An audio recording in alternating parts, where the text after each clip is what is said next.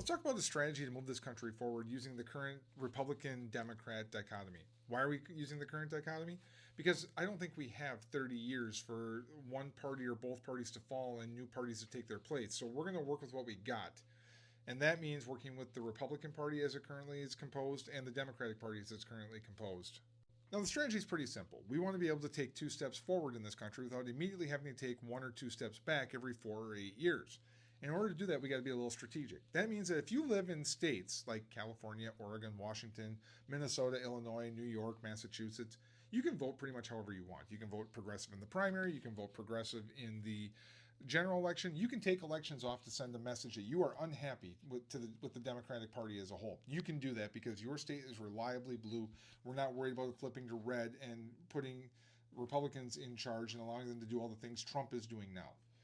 If you live in one of these purple states, we don't have that luxury. And I say we because I live in Wisconsin, which is a purple state.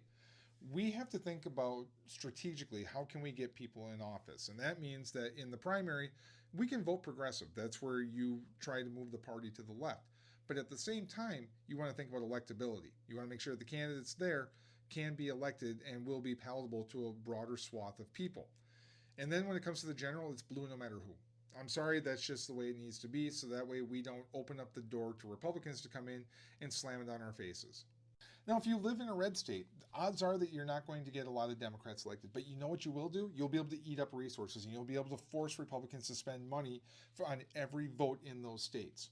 The ability to actually stop infighting long enough to implement a strategy like this, we might be able to avoid a situation that we have now where we're going to have to recodify a whole bunch of rights that we already had because we allowed Republicans to take the White House, Congress, and the courts and roll everything back.